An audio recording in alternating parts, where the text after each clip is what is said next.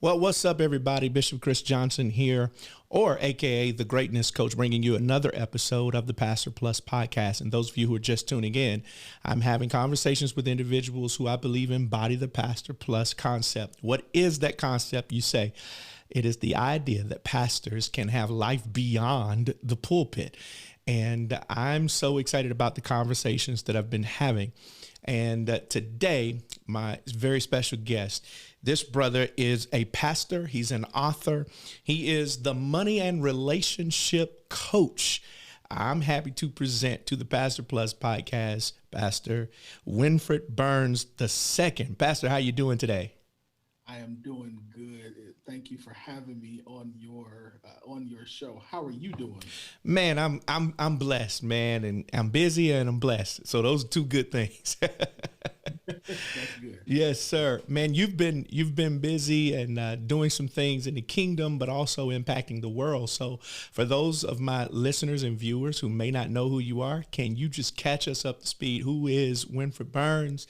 And tell us a little bit about what you're doing. Absolutely. So Winfred Burns, originally from the south side of Chicago, born and raised there. Attended Langston University, historical Black college in Oklahoma. Spent my first 15 years in the banking and financial services world, where I managed banks and I was a financial advisor for a period, as well as a business banker. So got a lot of work there. And then in the process of all of that, I started to coach families. So one of the things I became very passionate about in the banking world was seeing the disparities between how wealthy people and non-wealthy people were treated, Mm. how people in certain communities were treated versus people who were in other communities were treated. And so I just had a really heart's desire to help people navigate that space, to get out of debt, Yeah. to understand, the process that undertakes. Plus, let me back up a little bit. While I was in college, I accepted my call to ministry. I'm a PK as well, and so Ah. that was the last thing I wanted to do, was to be anybody's pastor. And so so I went to college on the music scholarship, and my first semester there realizes that's not what I want to do. In the process, the Lord revealed that I was called to ministry, which I ran from. We even had a whole song, that song. I've been with the song I've been running. I started singing, "I've been running from Jesus a long time, and I I'm ain't got not tired tired yet. yet." and so, and so eventually, I had one of those Paul moments where it's like, listen, this is what you're called to do. And so I began to say, okay, God, you got me in the school with no religion degree. Mm. Why am I here? And so through that, he showed me that there was going to be a time period that I would go into corporate America, that a part of my call, part of my purpose is to teach the body of Christ this different relationship that we have with money.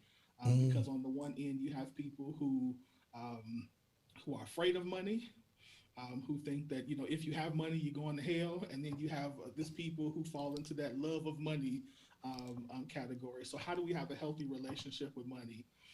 How do we have a healthy relationship with money where we are using the kingdom tool of money to advance the kingdom, to have Mm. successful lives, to have healthy relationships? Which, so of course, when you get into talking about money, inevitably that leads to discussions about relationships, Yeah. because we know in this country, money is the number one reason for divorce. And so, as a banker, I ran into a lot of conversations with husbands and wives about money, and some good, some bad. And so, I just began to have conversations with people about that. And out of that, started getting invited to schools to talk with young people about money, to different organizations to talk about financial literacy. Of course, doing things of talking about healthy relationships, and that is kind of the genesis of me being a money and relationship coach, and a pastor. So, yeah, that's who I am. Man, I mean, where do we begin, man? This is awesome, man. I just love your journey, and your story sounds so interesting because you have a unique perspective, being in that industry, but then also having a heart for ministry. So let's start with the money first, since that's kind of how your whole life progressed. Let's start there and talk about, what is this in the kingdom, man? Like, why is it so hard for us to get a healthy perspective, as it were, about money? Is it old mindsets? Is it what we've been traditionally taught? What has been your experience there? Yeah, I think that's a really good question and a very multi-layered answer. So I think there for some of us, especially, and I'll be specific, for many of us, especially in the Black community, money is something that either we've never experienced, Mm, or we also have to honor the fact that we've also experienced years in this country where we have been the victim of financial, where people stole our money. yeah, We've had, so my goodness, you bring up life insurance to a lot of people in our community, and it triggers this thing of they're just trying to get my money, wow, because that's been our experience. We've had bad insurance brokers, we've had, banks that have given us bad loans and things like that. So for some of us, and on top of that, we've been taught money is the root of all yes, evil, which is the inappropriate context of that passage, because we know it says the love of money is the root of all come evil. on. We've heard, that it's easier for, it was harder for the rich man to get into heaven, to get through the eye of the I have needle. the So we need. hear Yeah, those, and it's like, okay, I won't have money, and then there's this, God is gonna bless me with, he gonna bless me. I just gotta trust him so I can be broke. And then again, we've got the other side where it's people who have said, have adopted almost this westernized culture of money equals power, and it does. mm, Money equals the level of power. So if I have money, then I need to, then I can do whatever I want. And so we'll literally almost sell our souls to a corporation or to an idea or to a business, or sell our families for the pursuit of this money. So it's a lot of things. It's a bad mindset. It's bad teaching. It's no experience. It's seeing money being used the wrong way. mm, It's seeing what money can do in terms of power. And of course, our culture does not help, because our culture says if you have money, yeah, you can do or get away with anything. yeah, That the rules of the normal rules don't apply to people with money. So in our mind, that equates go get money. go get money. And and that's the thing that I've seen, especially in church culture. Those of us who are believers who see this, I guess you got the old school way of looking at it, more progressive way of looking at it, where, okay, like you said, the new school is like, go get this money, let's have some affluence, let's have some power, let's have some influence in our communities. And old school is where you got to be careful making all that money, because it changes you. I've always thought, whoever you are on the inside is going to be exposed by the money anyway. And, Jesus says where your heart is, your treasure is also. And so basically, what's in you is going to come out, Absolutely. you know?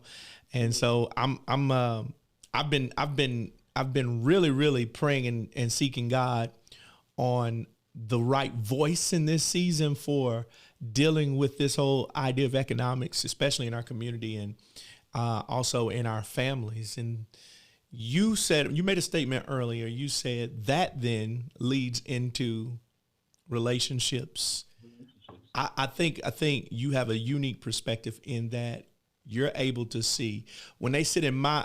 You're a pastor as well, so you can attest to that. But when they sit in my office as a pastor, I can tell you money is an issue. It's like the intimacy is good. The life, sides of the life is good, but when it comes to this money issue, it's a place of division for a lot of couples Can you speak to, from your perspective, when they come to sit in your office, not your pastor's office, but when they come to sit in your office as the money coach, what do you see manifest there that is an issue? Yeah, good question. So I think the first thing I see is I see that we don't take this discussion about money. In most instances, the discussion of money stops at money. I tell people, like, usually money is usually rarely about money. Mm. So it is about security. It's about faith. It's about trust. And so I usually have to peel back this onion of, okay, so you're a spender. Why are you a spender? Mm. You're a saver. Why is saving so important to you?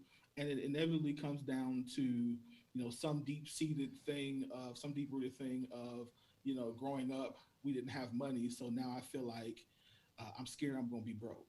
And Mm. so, and the two people not being able to come to a healthy compromise of how this works. So both of you in this marriage come out feeling as though your need for safety, because both of those are a safety issue, Wow. and a trust issue. So I feel safe when I spend because I've been working so hard that I feel like I should enjoy something. Well, I feel safe when I save, so that way if something happens at work and I lose my job, we won't be broke on the street, because that's what happened to me growing up. And so so I see both people having not willing to bend or to compromise, and so I literally have to spend most of my time saying, "Let's walk this back." Okay, so now that we figured, and once we figure out what the root is, now tell me, do you hear what your partner is saying, and how do we come to a compromise where both of you get what you need, and even more, the really beginning of it is you all don't have a financial vision. And so I Mm. talk a lot about financial vision, or what I call financial constitution. What is the constitution of your relationship? What's the constitution of the financial part of your relationship? Meaning, what is the standard and what is the end goal that you are going to? So if it's to be wealthy, y'all got to agree on that. If it's just to be comfortable, y'all got to agree on that. Yeah. Yeah. If it's that we don't care either way, y'all have to agree on that. But as we know, two people cannot walk together Except. unless they agree. Yeah. And so then I'm like, okay, so now we got to spend time figuring out what is your vision. And then once we get through that, then it's like, okay, now all of our decisions can flow from that. But until they become, we talk about two becoming one. It's the same thing with money. Y'all not one right now, so Yeah. we got to figure that part out, and then we can move forward. Here's what I hear all the time. Let me hear your take on this.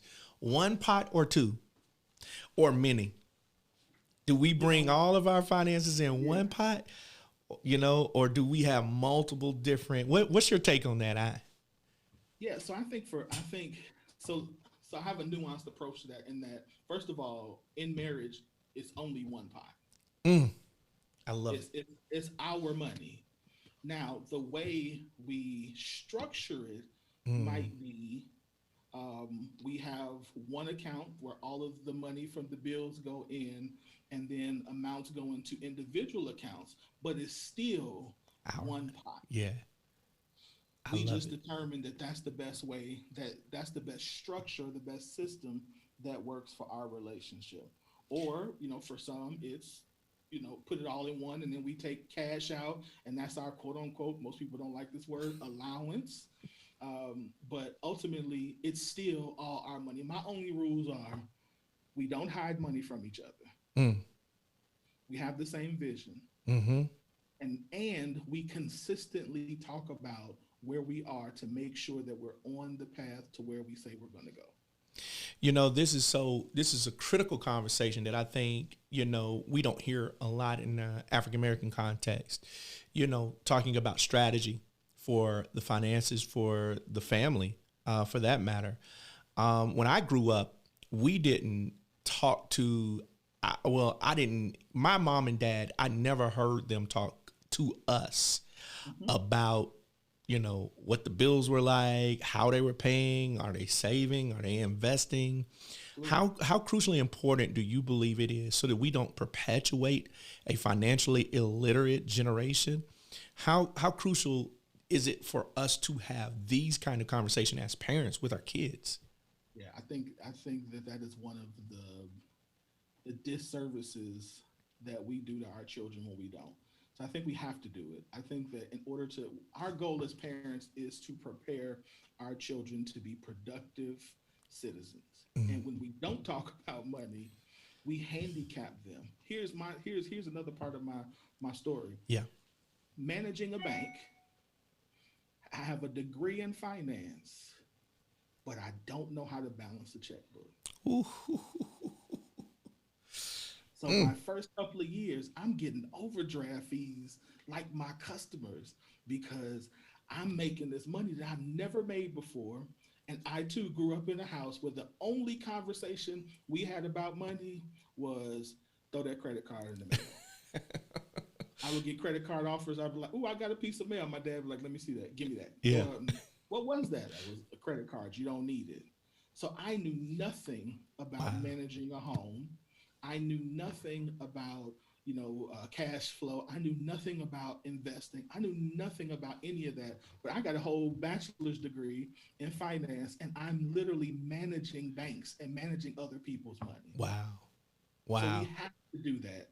We have to do it because those disciplines that we learn in the home are the same disciplines we carry into our home and into our marriage if we get married. So we got to talk about it. We got to talk about saving. We got to talk about investing. We have to talk about living below your means. We Mm. have to talk about deferring gratification and practicing deferred gratification early so it's not a thing that we're not used to or something that we're not willing to do when we get older. Man, this is so good, man. And I really, really appreciate and value the work that you're doing because not only are you the money coach, but you're also the relationship coach. And I love the word coach. I'm affectionately known as the greatness coach, but I'm also a pastor. You're a pastor. We can talk about the relationship between coach and pastor later on. Yeah.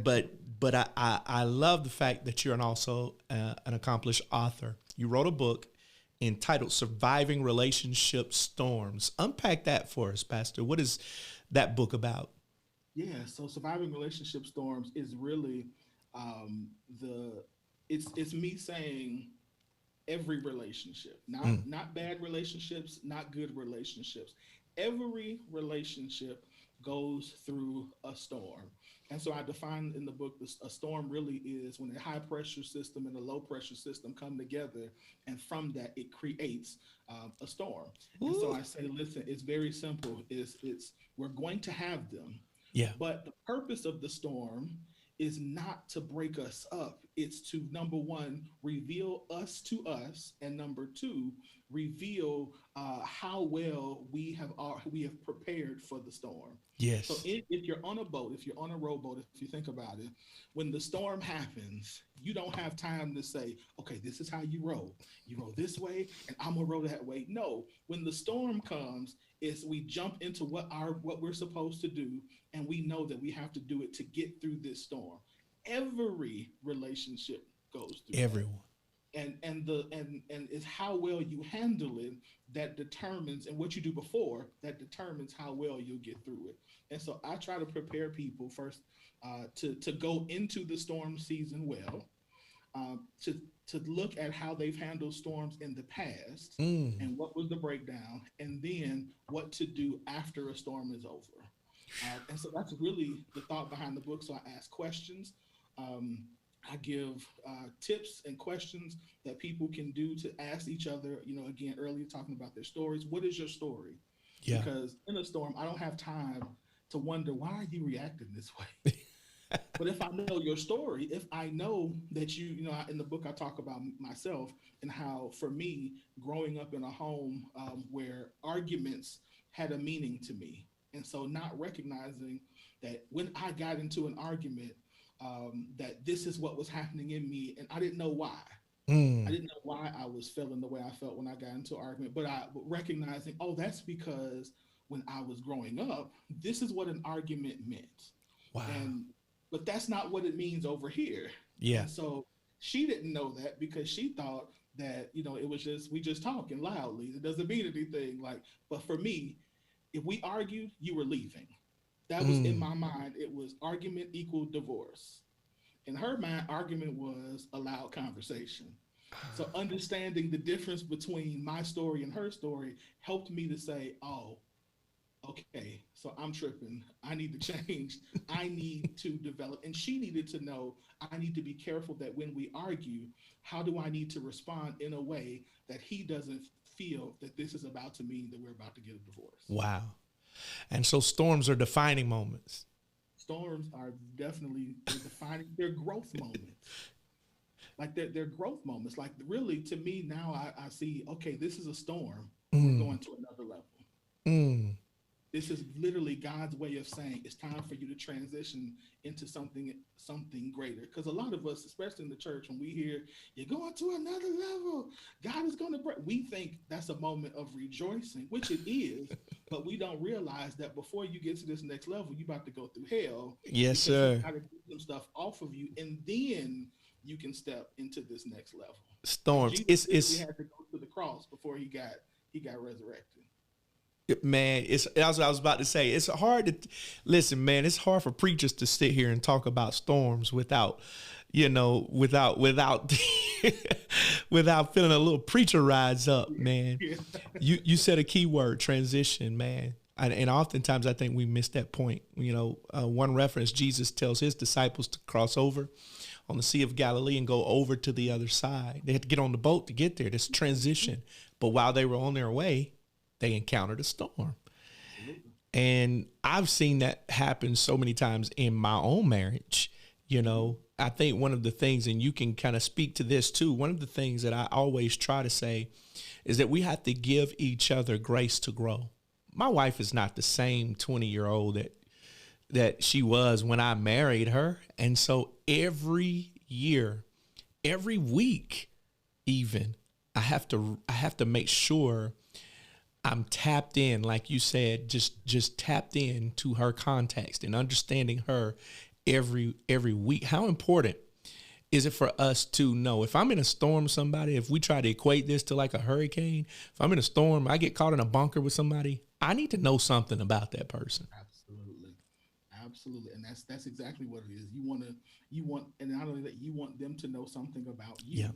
So that way you feel like this is my partner and not my enemy. Often Mm. what happens, the storms makes us think, I don't even know, like I don't know her anymore. No, you know them. You just don't know this part that's being revealed. And guess what? They don't know themselves, just like you don't know yourselves now. Like there's new dimensions to us that we're learning and finding out every day that we have to, like you said, stay together, stay communicating, stay talking, stay learning, stay being honest and transparent with one another about what we need and what we desire and what scares us and what motivates us. Like these are all questions that on a regular basis we need to be checking in with our partner. I love it. I love it. For those of you who are tuning in, I'm conversating with Winfred Burns II.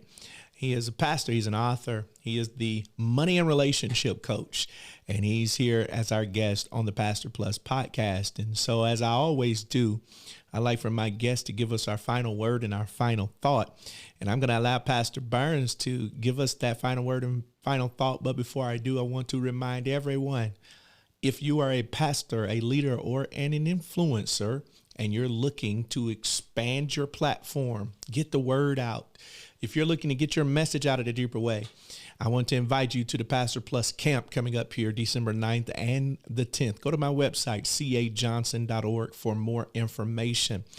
Again, if you are a pastor, an influencer, or a leader, you need to be at the Pastor Plus camp.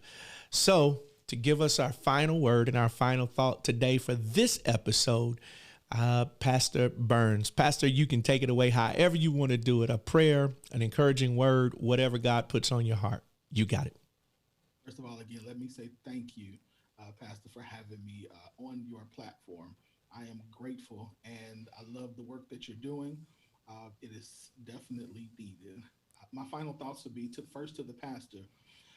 You have gifts inside of you that have been laying dormant or that you have been holding back because you don't think that the world sees you more than a pastor. And I want to tell you that you are more than just what you are in the pulpit. So be that. Let every gift that you have be used for God's glory. Let every gift that you have be used for God's glory, even in the marketplace. To the person who's hearing this, and you are in a relationship storm or a financial storm, let me tell you that there is a way out. That God is capable and able to handle whatever situation you have, and that if you'll be patient and be open and vulnerable to one another and faithful, that God will help you. And so will I if you need some help. So you can reach me any of my platforms, and I would definitely love to